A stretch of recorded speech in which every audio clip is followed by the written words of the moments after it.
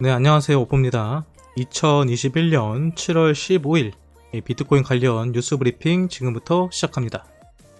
네, 먼저 비트코인 시황에 관해서 간단히 살펴볼게요. 현재 비트코인은 3,770만원을 유지하고 있습니다. 해외로 보면요. 먼저 선물 와이즈 비트코인 애널리스트가요. 분석한 걸 가격을 보면요. 비트코인 같은 경우는 31,200달러 위에서 추세 변환 패턴이 나타났다고 하면서요.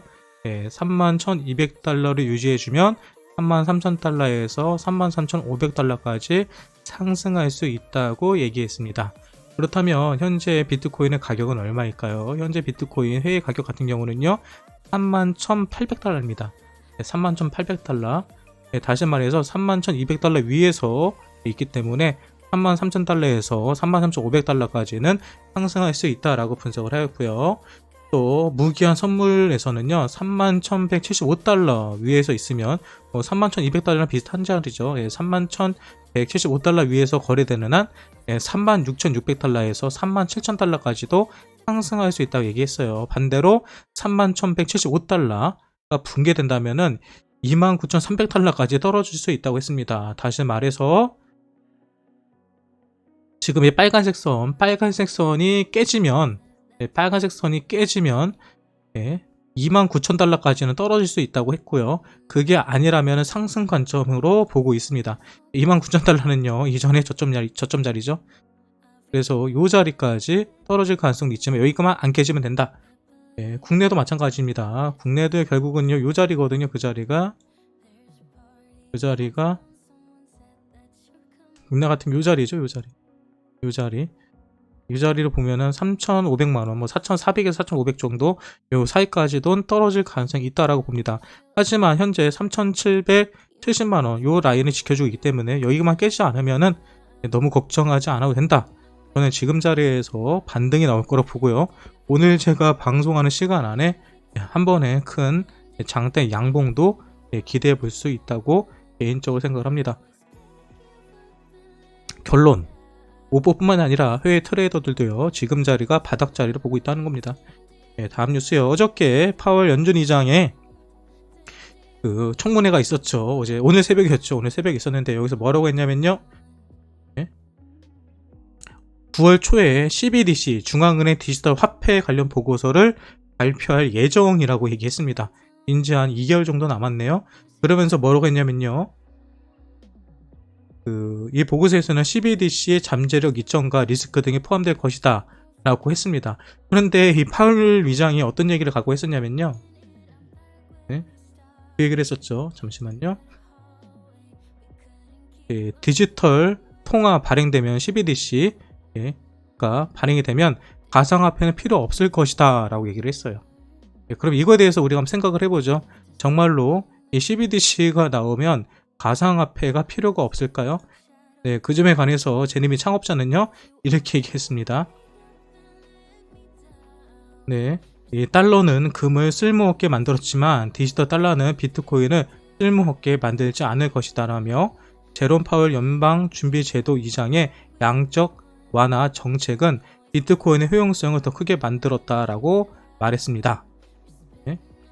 실제로 디지털 달러가 출시되면 비트코인도 암호화폐와 테더 같은 스테이블코인은 불필요해질 수 있다라고 어저께 얘기를 했죠. 이 점에 관해서 우리가 생각해 보겠습니다. 여러분들은 어떤 생각하시나요? 개인적인 생각을 말씀드리자면 일단 파월 의장은요, 이 비트코인이 왜 만들어졌는지에 관해서 먼저 그 기본 이유를 이해하고 있지 않는 것 같습니다. 비트코인이 만들어진 이유는요, 우리가 사용하고 있는 달러 같은 경우는 양적 완화를 해버리면요, 쉽게 말해서 물량이 막 풀려버리죠. 그러니까 인플레이션 문제를 해결할 수가 없는 거예요. 그래서 비트코인 같은 경우는 2,100만 개를 물량을 딱 정해놓은 다음에 그 이상 인플레이션이 늘어나지 않게끔 만들어 놓은 게 바로 비트코인입니다. 근데 CBDC가 만들어진다고 해서 CBDC 디지털 달러가 쉽게 말해서 물량이 정해져 있는 게 아니라 시간이 지남에 따라 이것도 계속 늘어나는 거거든요. 쉽게 말해서 양적 완화를 계속 할 수 있다는 거죠. 디지털 달러 역시도. 그래서 비트코인이 만들어진 이유는 바로 그 인플레이션을 줄이기 위해서 만들어진 거기 때문에 실제로 디지털 달러가 출시가 된다 하더라도 비트코인의 가치는 떨어지지 않을 거라고 보는 게 재미있는 창업자의 의견이기도 하고 저희 개인적인 의견이기도 합니다. 그리고 이거는 대부분 비트코인에 관해서 투자하시는 모든 사람들이 동일하게 생각하고 있는 거예요. 그래서 파월 의장이 어저께 쓸데없는 얘기를 했다라고 이해하시면 됩니다. 안 그래도 이거에 대해서 유니벨님을 비롯해 몇몇 분들이 저한테 이메일로 문의를 해주셨거든요. 그래서 이 점에 관해서 설명드리고 싶었습니다. 네, 그리고요, 애널리스트가요, 뭐라고 얘기했냐면요, 2021년에는요, 이더리움의 거래 규모가 8조 달러가 될 거라고 얘기했습니다. 네, 보시는 것처럼 2021년 2분기 이더리움의 거래 규모가요, 2.5달러로 돌파했는데, 이것은 전 분기 대비 65%, 전년 동기 대비 1490%가 증가 수치랍니다. 네, 그래서 기존의 상승폭대로 비율을 해봤을 때, 실제로 2021년 한 해 동안 이더리움의 거래 달러가 8조 달러를 돌파할 것이라고 얘기를 했다는 거예요. 실제로 많은 사람들이 이더리움에 투자를 하고 있고요. 이더리움 네트워크를 사용하고 있습니다. 그거는 최근에 많은 사람들이 사용하고 있는 디파이 관련된 그 전송이라든지 거래 때문에 이더리움이 더 많은 거래량이 발생되고 있는 거거든요. 다시 말해서 최근에 가장 많이 나온 기사들이 비트코인을 조만간 이더리움이 앞지를 것이다 라는 기사가 계속 나오죠. 저도 그 점에 관해서 동일하게 생각합니다. 그러니까 여러분들 만약에 비트코인과 이더리움 둘 중에 하나를 선택하라고 한다면 지금은 비트코인보다 이더리움에 투자하는 게 조금 더 유리할 수가 있다는 게 저의 생각이에요. 네, 그리고 카르다노 에이다 갖고 계신 분들이요, 오늘 성공적인 하드포크를 했다고 해요. 아마 이게 조만간 가격적으로 반영될 가능성이 큽니다. 그래서 에이다 한번 관심 있게 지켜보시기 바래요. 네, 애널리스트 디파이 세계 경제 바꾸는 건 시간 문제라고 했습니다. 네, 그는 미국은 여전히 암호화 기술이 불평하다고 여기며 규제를 강화하기를 원하는 것 같다면서, 하지만 디지털 탈중앙화된 금융 경제적 가치는 이제 무시할 수 없는 수준이 됐으며 디파이가 향후 세계 경제를 바꾸는 거는 시간 문제일 것이다 라고 얘기했습니다. 네, 그러면서요, 이처럼 지정학적 측면에서 물리적 장벽이 없고 거대한 경제적 기회를 가진 기술은 본 적이 없다라고 얘기했습니다. 이 디파이는요, 다시 말하는 것처럼 우리가 기존에 사용하던 금융권들, 은행들은요, C파이라고 해가지고요, 중앙화된 금융권이에요. 근데 이 디파이는 주인이 없습니다. 주인이 없기 때문에 은행도 필요 없고요, 직원도 필요 없고요, 그냥 우리 스스로가 우리들끼리 블록체인 안에서 거래를 만들어내는 거예요. 당연히 그러다 보니까 더 높은 이자도 줄 수 있고요, 운영비가 없다 보니까 더 많은 사람들이 손쉽게 이 계좌도 만들 수 있고 그 안에서 거래를 할 수가 있습니다. 네, 실제로 디파이가 현재 크게 각광받는 이유는요, 우리에게 큰 보부 가치를 주기 때문에 그러거든요. 보통 우리가 은행에 금융을 맡겼을 경우에는 보통 요즘 1%에서 2%, 많이 받으면 3% 정도의 이자밖에 나오지 않지만, 디파이 같은 경우는요, 기본적으로 10%, 60%, 심할 때는 1000%, 2000%까지도 금융소득을 받아낼 수가 있습니다.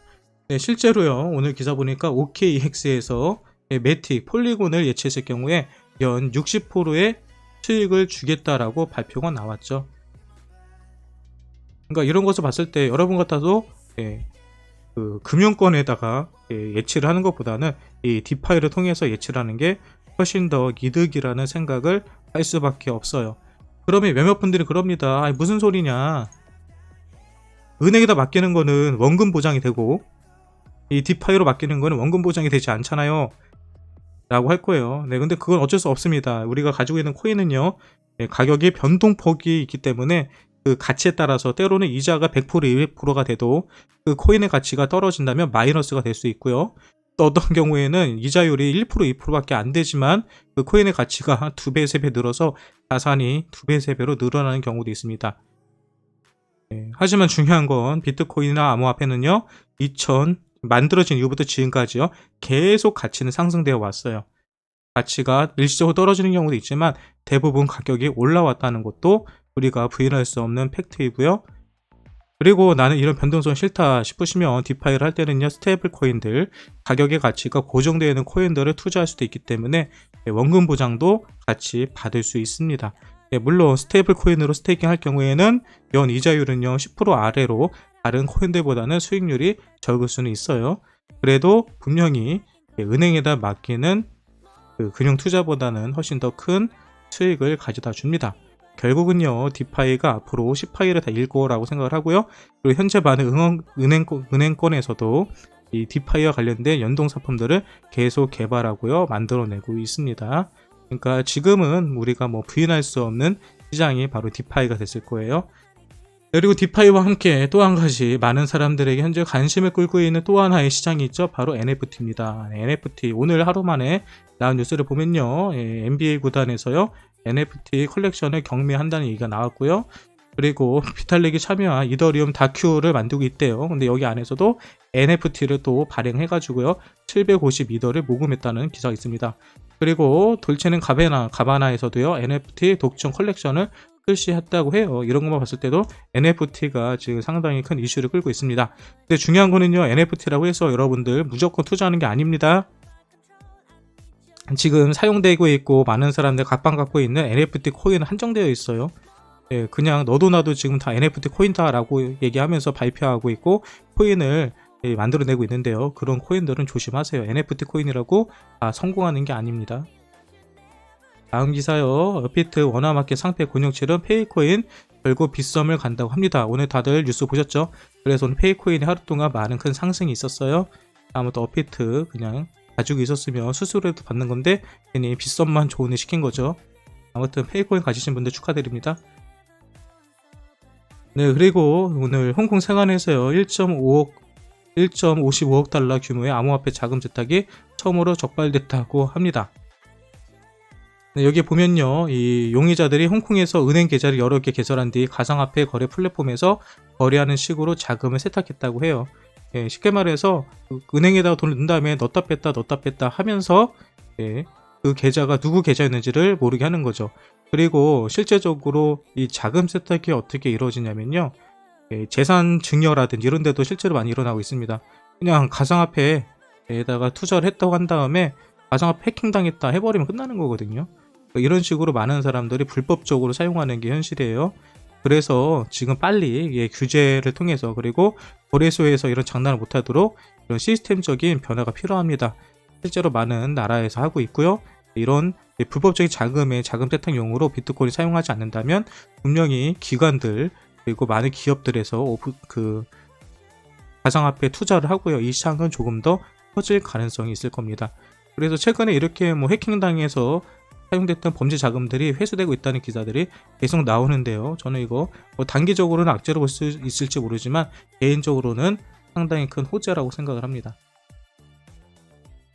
네, 그리고 암호화폐 관련 트위터 계정 신규 팔로워 수 감소세라고 했는데요. 실제로 5월달에 보면요, 이 비트코인과 이더리움이 포함된 이 트위터 계정의 신규 팔로워 수가요 16만 개를 기록했는데 지금 7월 5일에는요 4만 개로 거의 4토막이 났죠. 네, 토막이 났는데 이건 어쩔 수 없는 것 같아요. 가격이 많이 떨어지다 보니까 많은 사람들이 코인에 대한 관심도가 떨어지고요. 제 방송만 해도 처음에 방송을 할 때는 10,000명 이상의 사람들을 보다가 이제 한 3,000명 정도 보고 있죠. 이 트위터에서도 약 4분의 1 4토막이 난 것처럼 제 방송도 지금 4토막이 나고 있습니다. 하루빨리 비트코인, 이더리움 가격이 많이 올라가지고요. 제 방송도 예전처럼 많은 사람들이 보고 그리고 트위터 계정에서도 많은 사람들이 신규 관련 팔로워들이 생겼으면 좋겠네요. 하지만 그날이 얼마 남지 않은 것 같아요. 네, 다음 ARK 인베스트 ETF 전날 코인베이스 주식을 15.6만 주 매수했다고 합니다. 근데 오늘 저 개인적으로요 비트코인이 흔들린 이유가 바로 이 기사 때문에 떨어졌다 생각을 하거든요. 이 기사 한번 보면 ARK가요 비트코인 코인베이스 주식을 15만 주를 매입했다는 건 볼 수 있는데요. 반대로요 그레이스케일이요 9만 주를 팔았습니다. 물론 판 거보다 새로운 ARK 인베스트에서 매수를 했기 때문에 그 손실률은 막았을지 모르겠지만 그레이스케일이 코인베이스 주식을 팔았다는 게 상징적인 의미를 가지고 있죠. 그리고 특히 7월 18일 날 대량의 물량이 그레이스케일 투자 신탁으로부터 엇나게 됩니다. 그래서 이걸 보면서 많은 사람들이요, 이거 그레이스케일이 코인베이스 물량 파는 거 보니까 18일 날 이놈들 쇼치려고 하는 거 아니야, 뭐 이런 생각들을 하는 것 같아요. 그래서 일시적으로 지금 시장이 움직이지 않았을까 생각을 해요. 하지만 이거 역시 또 페이크일 수도 있죠. 그레이스케일이 더 저점에서 매수를 하기 위해서 일부러 겁주는 상황일 수도 있습니다. 이거는 좀 더 지켜봐야 돼요. 일단 중요한 건 이번 주 1월 날 여러분들 주목해야 됩니다. 그날 물량이 그레이스케일에서 얼마나 풀리는지 확인해 보시고요. 시장에 물량이 나오지 않는다면 가격은 오히려 불확실성에 대한 그 소비 심리 축소가 해결되기 때문에 매수세로 들어갈 수가 있다고 생각을 합니다. 다음 기사요. 이 미래에셋, 미국서 첫 블록체인 ETF 상장했다고 합니다. 미래에셋이 한 건지 알았는데 그게 아니라 미래에셋의 미국 자회사인 글로벌 X가 있는데요. 글로벌 X에서 상장 지수 펀드를 나스닥에 상장했다고 합니다. 근데 중요한 거는요, 이 상장을 할 때 처음으로 블록체인이라는 단어가 포함되는 ETF거든요.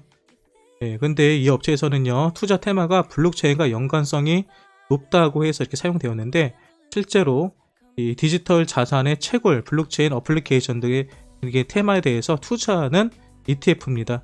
ETF는 아시는 것처럼 여러분 지수에 투자하는 거예요. 그리고 ETF가 되는 게 왜 좋은 건지에 대해서 많은 사람들이 잘 모르더라고요. 그냥 많은 분들이 비트코인 ETF 언제 돼요? 해서 이것만 물어보시거든요. 그리고 ETF가 되는 게 왜 비트코인이라든지 뭐 이더리움 그 밖에 알트코인들에게 상승 요인이 되는지 관해서 간단하게 설명드릴게요.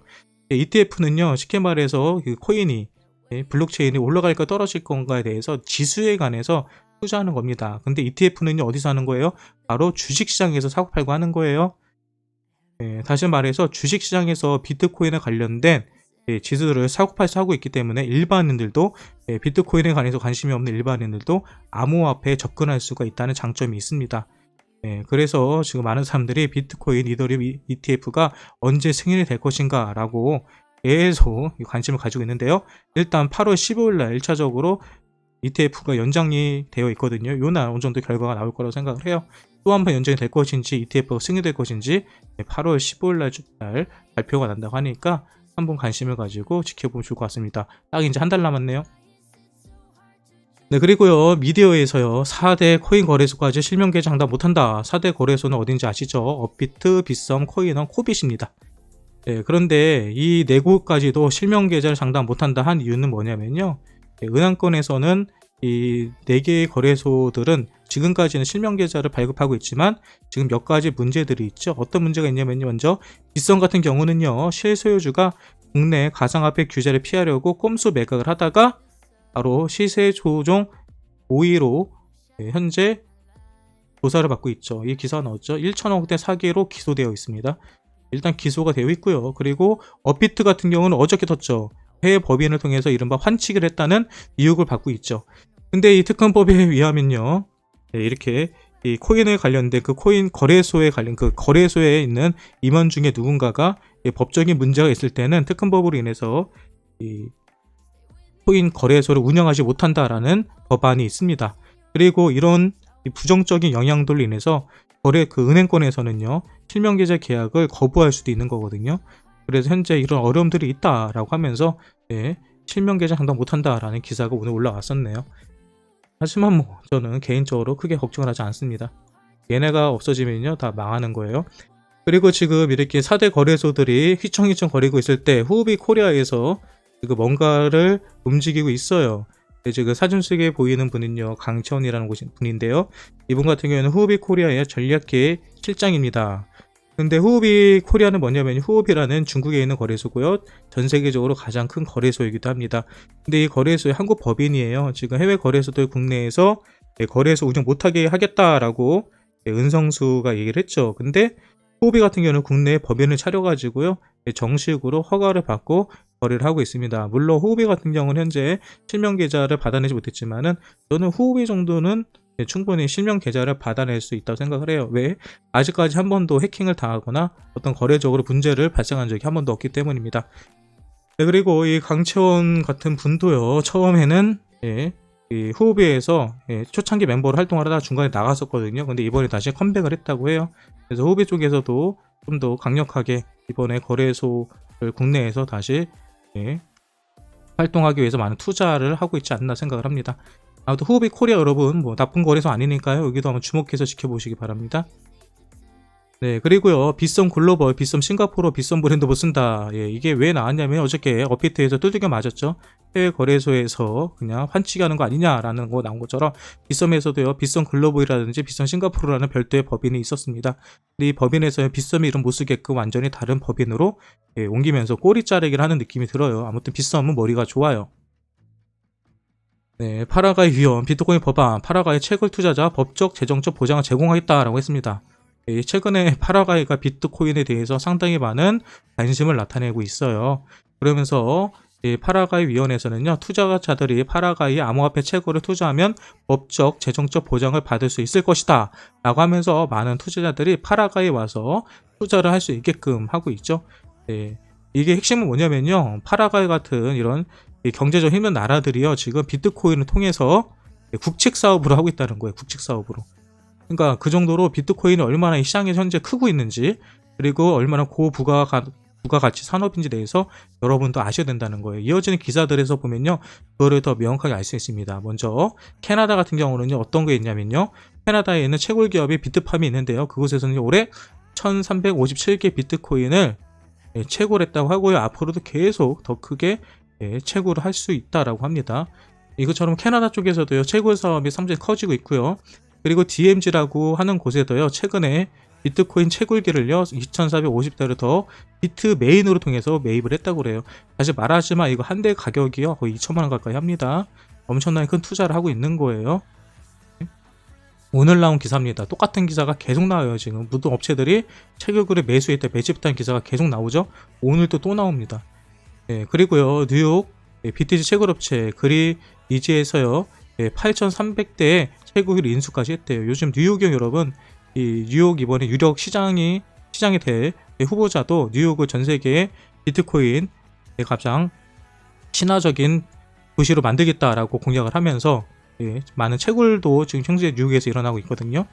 근데 여기서도 파운리드로부터 8,300대 채굴 인수했다고 하는데요, 여러분, 이거 엄청난 물량의 인수입니다.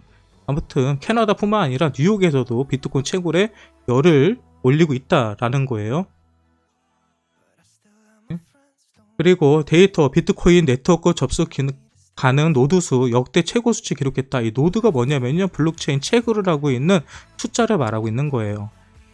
쉽게 말해서 여러분 이렇게 생각하면 될 것 같습니다. 제가 어떻게 이걸 설명하는 게 여러분들한테 쉽게 이해할 줄 몰랐는데, 여러분 비트토렌토라는 거 많이 사용해 보셨나요? 비트토렌토에서 우리가 어떠한 영화라든지 어떠한 영상 파일을 다운로드 받기 위해서는 시드라고 하죠. 노드가 몇 개가 있느냐. 쉽게 말해서 내가 비트토렌트를 켜놓고 있으면요, 내 컴퓨터가 하나의 서버가 돼서 내 컴퓨터에 있는 자료도 다른 사람이 받아갈 수 있고, 내가 다른 사람 컴퓨터에 있는 자료도 받아올 수 있는 거죠. 이 전에 여러분 소리바다라고 혹시 기억하는지 모르겠어요. 소리바다라는 mp3 옛날에 사이트가 있었거든요. 거기서 또 서로가 가지고 있는 음악 파일들을 서로 주고받고 하는 거였죠. 근데 주고받고 할 때 별도의 서버가 있는 게 아니라 각자의 컴퓨터가 각자의 서버가 된 겁니다. 마찬가지로 이 비트코인 네트워크 역시도요, 채굴기를 하는 그 컴퓨터 하나하나가 하나의 노드수가 됩니다. 근데 노드수가 역대 최고치를 기록했다는 소리는요, 그만큼 최근에 채굴업자들이 엄청나게 늘어났다는 거예요. 근데 재밌지 않으신가요? 현재 중국에서는 채굴업체가 다들 문을 닫고 또 해외로 이주를 준비하고 있는데, 그럼에도 불구하고 노드수가 최고치를 찍었다는 얘기는요, 중국에서 빠진 자리를요, 해외에 있는 다른 채굴업자들이 채우고 있다는 거고요. 신규 채굴업체들이 많이 늘어나고 있다는 거예요. 자, 그러면 여러분 같은 경우는 어떤 산업에 투자를 할 때요, 저무는 산업에 여러분 같으면 투자를 하시겠습니까? 아니죠. 앞으로 크고 있는 산업, 앞으로 미래가 있는 산업에 투자를 하려고 할 거예요. 근데 저희가 지금 거의 한 달 가까이 뉴스 브리핑을 계속 보고 계신데요, 뉴스 브리핑이 나올 때 항상 하루도 빠지지 않고 나오는 게 어떤 채굴 업장에서 새로운 채굴기를 매입을 했다, 어떤 기관에서 펀드를 조성을 해서 비트코인에 투자를 한다 라는 기사일까요. 하루도 빠지지 않고 새로운 기업들로 인해서 업데이트가 되고 있죠. 이 산업이 정말 끝나는 산업일까요? 그렇지 않습니다. 지금이 바닥자리고 이 사업의 초기이기 때문에 많은 사람들이 신규로요 사업에 투자를 하고 있는 거예요. 그리고 투자하는 산업에 여러분들은 지금 투자하고 있는 거죠. 오늘 가격 떨어질 수도 있고요. 내일 가격 떨어질 수도 있어요. 하지만 시간이 지나면요. 지금 투자한 거는요. 우리는 다 저점 잡고 있는 겁니다. 그러니까 힘내세요. 네, 바이비트 암호화폐 현물거래 시장에 진출한다. 제가 얼마 전에 말씀드렸죠. 바이비트에서 이제는요. 선물이 아니라 현물거래도 할 수 있습니다. 그리고 바이비트를 사용할 때 현물거래 하면 좋은 게 뭐냐면요. 거래 수수료가 시장가로 사는 게 아니라 지정가로 사면 0원이에요. 그러니까 나는 거래 수수료가 아깝다. 그리고 지정가로 살 거다 하시는 분들은 바이비트 가셔갖고 현금 거래 하셔도 됩니다. 그래도 저는 바이비트를 추천해주지 않아요. 이유는요. 현물로 꼬셔놓은 다음에 결국은 마진으로 빠지게 할 거예요. 여러분들은 분명히 바이비트 가면 마진합니다. 왜? 욕심쟁이니까. 네, 그리고 레볼루트가요 8억 달러 투자 유치를 했대요. 투자 유치를 했다는 소리는 돈을 이미 받았다는 거죠. 여기는 뭐 하는 곳이냐면요, 영국에서 핀테크 사업입니다. 핀테크를 하는 사업하는 곳인데 여기서요 소프트뱅크와 미국 사모펀드에서요 투자를 했대요. 그러면서 영국 최대의 핀테크 사업 했다고 합니다. 보세요. 지금 너도 나도 소프트뱅크, 미국 사모펀드 같은 곳에서도 이렇게 핀테크, 블록체인에 관련된 기업에 계속해서 투자하고 있습니다. 네, 그리고 바이낸스에서요 또 2.2억이 넘는 USD를 추가 발행했대요. 제가 어저께인가요? 엊그저께 기사에서도 비슷한 기사를 발행한 것 같은데 스테이블 코인이 계속해서 이렇게 발행이 된다는 소리는요. 왜 그런다고 설명을 드렸죠? 스테이블 코인은 쉽게 말해서 그 거래에서 사용할 수 있는 칩이라고 생각하면 될 것 같아요. 네, 우리가 카지노 갔을 때 많은 칩이 있어야지. 많은 사람 칩을 많이 준비한 이유는 사람들이 현금을 가져왔을 때 현금과 칩을 1대1로 교환을 하는 거죠. 바이낸스도 앞으로 더 많은 거래 고객들이 들어올 거라고 예상을 하고요. 이렇게 스테이블 코인을 미리미리 많이 준비해 놓는 겁니다. 시장이 커진다는 것을 미리 알려주고 있는 거죠. 네, 이탈리아 금융당국 바이낸스 현지 영업을 허가 없다라고 했습니다. 지금 바이낸스가 전 세계적으로 계속해서 탄압을 받고 있어요. 이탈리아에서도 이제 바이낸스의 영업을 금지하려는 움직임이 보입니다. 바이낸스가 앞으로 어떻게 될지 모르겠어요. 또 재밌는 기사 또 있어요. 바이낸스 몰타에서의 운영권은 없다라고 또 경고를 했습니다. 이게 어떤 얘기가 있냐면요. 바이낸스는 알려져 있는 법인이 없습니다. 이 법인이 어디 나라에 있는지에 대해서 아직 알려져 있지 않아요. 근데 한때 이 대표가요, 우리는 몰타로 그 바이낸스의 법인을 옮길 것이다 라고 공식적으로 발표한 적이 있습니다. 하지만 몰타에 관련된 바이낸스 관련된 법인을 많은 사람들이 조사해 봤을 때 몰타에는 없는 걸로 나왔거든요. 실제로 바이낸스는 몰타 내 완전 형태의 운영 라이선스를 획득한 적이 없다. 따라서 현지 규제 대상이 아니다 라고 이 몰타 금융 서비스 관리국이 얘기를 했는데요. 그 이유는 몰타에 바이낸스 법인이 없어요. 근데 많은 사람들이 예전에 이 바이낸스 대표의 한 발언 때문에 그렇게 알고 있던 거죠. 아무튼 바이낸스 본진이 어디에 있는지 저도 궁금합니다. 아무튼 바이낸스 지금 여러 가지 분면에 있어서 운영하는 데 있어서 어려움이 있어요. 저는 조만간 바이낸스가 아니라 바이낸스에 뛰어넘는 새로운 거래소들이 분명히 나타났다고 생각하고요. 그 거래소는 코인베이스나 FTX가 될 거라고 봅니다. 그 이유는요, 바이낸스는 아시는 것처럼 중국계 거래소죠. 그리고 대부분의 투자자들이 아시아계입니다. 결국은 지금 이 시장에 들어오고 있는 대부분의 코린이들은요, 앞으로 큰 돈을 투자한 코린이들은 결국은 미국이나 유럽에 있는 코린이들이에요. 그들이 접근성을 높이기 위해서는 결국 코인베이스나 FTX, 제레미 또는 크라키 같은 거래소가 더 크지 않을까 생각을 하고요. 한국 같은 경우도 빨리 정신 차리고 우리 투자자들이 마음 놓고 투자할 수 있는 거래소가 생겨나든지 아니면 기존의 거래소들이 그에 맞게 잘 운영을 했으면 좋겠다는 생각입니다. 이렇게 해서 오늘 준비한 비트코인 관련 뉴스는 브리핑을 마치도록 하고요. 저의 브리핑이 여러분들에게 도움이 됐다고 하시면요, 구독과 좋아요 그리고 알림 설정 부탁드리도록 하겠습니다.